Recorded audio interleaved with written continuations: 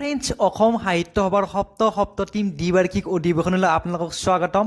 আৰু এইবাৰ হ'ব ভট্টদেৱ ক্ষেত্ৰত হ'ব বজালীত, আৰু মই আহি পালোঁ ভট্টদেৱ ক্ষেত্ৰ আৰু ইয়াৰ কাৰ্যকৰী হৈ থকা আপোনাৰ সকলো ঘটনা আপোনালোক দেখাই দিবলৈ চেষ্টা কৰিম। আৰু এইটো দেখা পাইছেনে মোৰ পিছভাগে আছে, এইটো অসম সাহিত্য সভাৰ লঘুটো বনাই আছে, দেখা পাইছেনে কি সুন্দৰকৈ বনাই আছে। আৰু তাৰ কাষতে আছে এইখিনি জেগাত আপোনাৰ ৰান্ধনীশাল বনাই আছে, ইয়াত 10,000 মানুহে একেলগে খাব পাৰিব। এইখিনি জেগাত খোৱাৰ সুব্যৱস্থা কৰি দিছে আৰু এইখন ষ্টেজ বনাই আছে।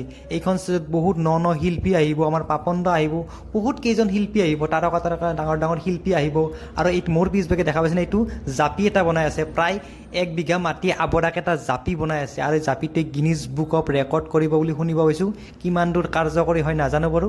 এনেদৰে মই সকলোখিনি কাৰ্যকৰী আপোনালোক দেখাই দিবলৈ চেষ্টা কৰিম। JCB ট্ৰেক্টৰ এনেকৈ নন ষ্টপ কাম কৰি আছে।